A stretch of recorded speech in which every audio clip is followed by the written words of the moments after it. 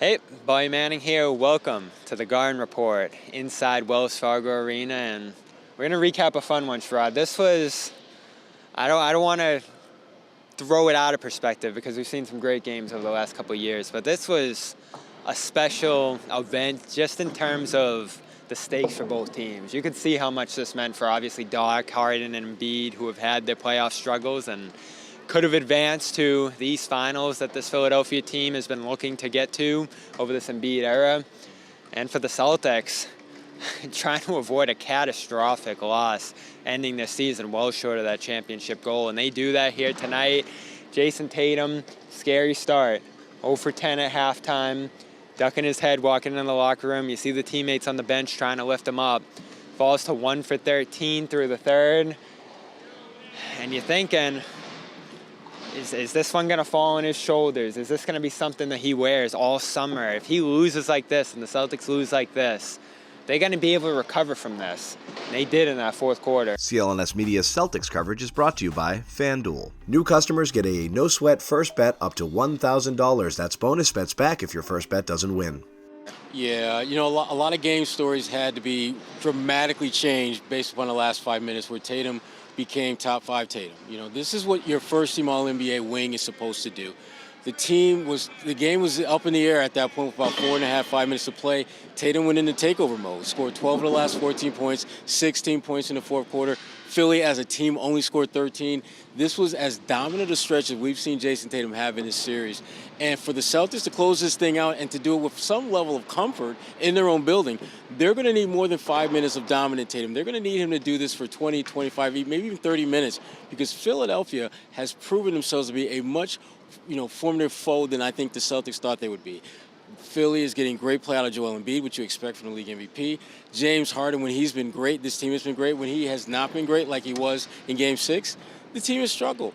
Maxey has been a problem that the Celtics, I still don't think, have a true feel for how to minimize his impact. But this was a team win in every sense of the word because for most of the game, their leader was not able to deliver. Tatum did a lot of good things defensively and on the boards. But there's a reason why he is a first-team All-NBA player, and it's because he scores a lot of points. Only Celtic to ever average more than 30 points per game in the regular season.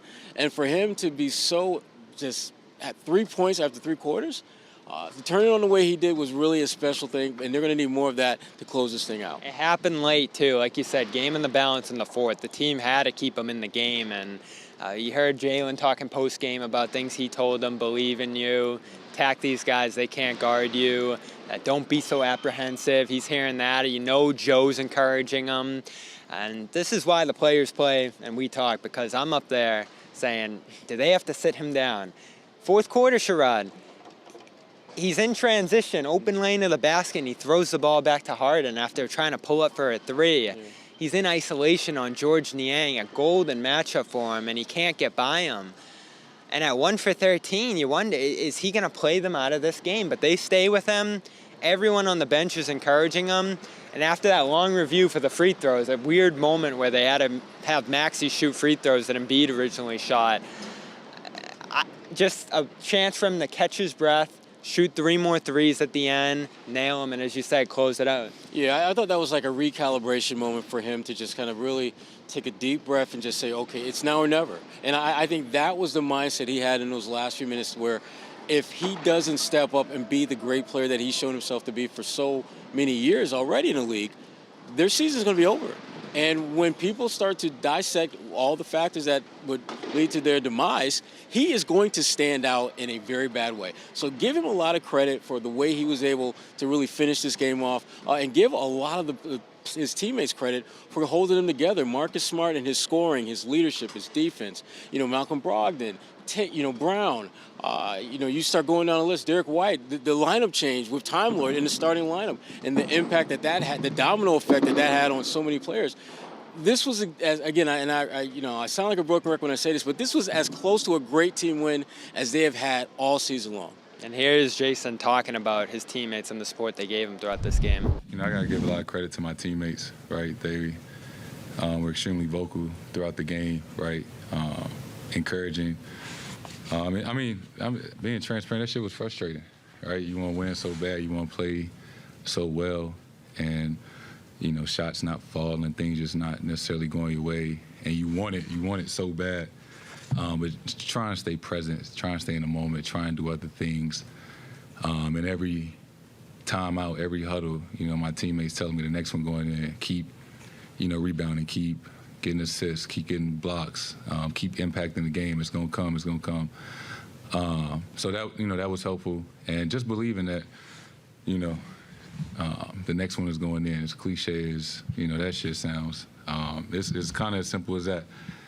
And really, all it took was one to kind of get that off my back, and try to help the team come out here with a win. So Jayson followed that up saying he doesn't want to go through this again, but he'll do it if it leads to a win. In Game 7, we've now seen him go 0 for 5 in 3 straight first quarters, shooting well below 40% in those situations. He needs to get off to a good start in this Game 7. How do you see this game going for him, and what do they need to do to just get him going early? I think they need to run certain actions that get him going to the rim. You know how they love to do the dribble drive with Marcus and find time load on the lob? You might want to try something like that with Tatum, where you get him in a situation where him and Rob are position-wise switched, and Smart penetrates and he finds Tatum for the lob. Those are the kind of plays that not only get the crowd into the game, which Jaylen Brown has some very choice words about the Celtics fan base, and I'll let him deal with that. But if you're talking about getting Tatum involved, that gets him going, it gets the crowd going, and for the Celtics, it could very well be just the catalyst they need to get off on a good foot and close this thing out in 7. Absolutely, and I gained a lot of respect for Tatum in this one, for this team in this one. I think they just got something off their back in this one. They needed something like this to escape whatever lows they started to hit midway through this series. But how are you feeling now going into Game 7? We'll have all the coverage of it. Go check out those comments from Jaylen and Jayson after the game. And we're going to talk in our next video about Robert Williams entering the starting lineup, a crucial adjustment by Joe Mazzulla that might have just saved this team's season. And Jayson Tatum had a big hand in that as well. For Sherrod Blakely, Bobby Manning from Philadelphia, subscribe to both Celtics All Access, CLNS Media for more coverage of a great win by the Celtics here tonight.